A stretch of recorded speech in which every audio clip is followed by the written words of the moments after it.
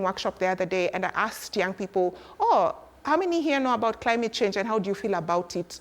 It was dead in the room. Yeah. So there's still a lot of work to be done. The good news is a lot of young people, and even the ones you featured on this show thus far, are actually taking an interest in climate change, and we're being curious. Yes. So the more accessible climate change can be, the more we can talk about it on social media, on your TikTok, on your WhatsApp. We are having conversations about living sustainably.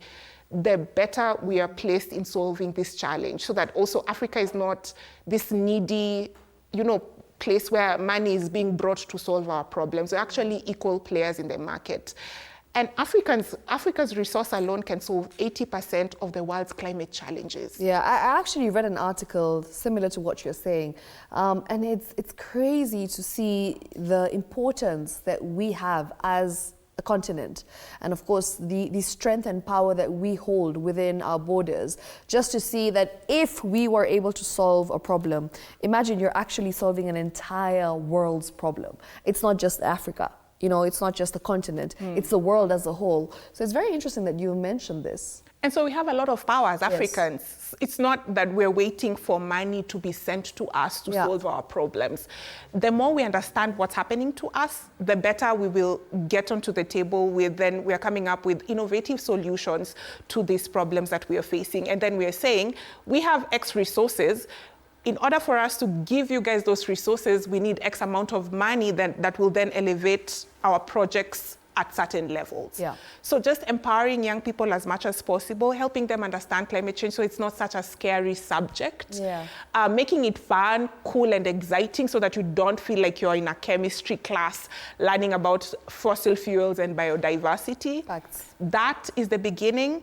Hopefully, I'd love to see change happen a lot faster, but we can only do our work and hope that it works at the end of the day. And as long as each of us is doing something small to help us live more sustainably, reducing plastic, recycling, eating less red meat,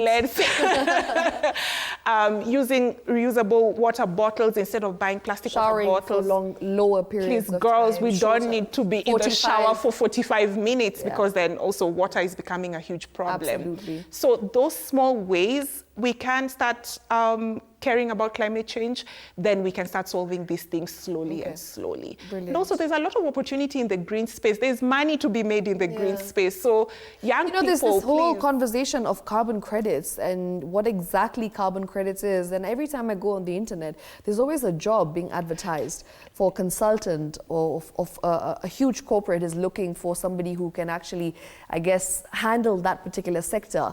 And as you mentioned, there's huge opportunities in the green space. People don't really know about it.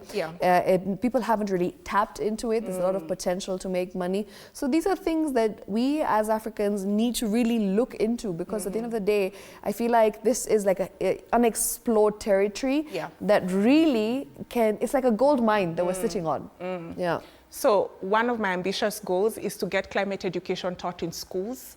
So informing policy to the point where we can start having conversations about having climate change and sustainability taught in schools.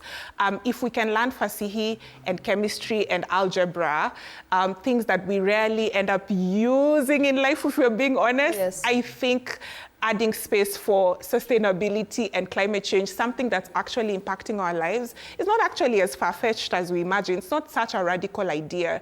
If AI needs to be taught in school, so does sustainability and climate change. So a climate festival would also be awesome, where young people who are passionate about climate change and sustainability can come, share, and engage with ideas. And that's where my vision is going to take me, to just have spaces where young people can come and collaborate so that we can share ideas around how we can solve the climate challenge. Brilliant. Thank you so much, Bilha Luseka. I've really enjoyed this conversation with you, and I really do hope that there's more people out there who are watching this who'll also get inspired, just the way you got inspired when you went on ground and you interacted with somebody. I hope a viewer or two or even 10, if you're watching this and you've listened to what Bilha has been talking about and how important it is to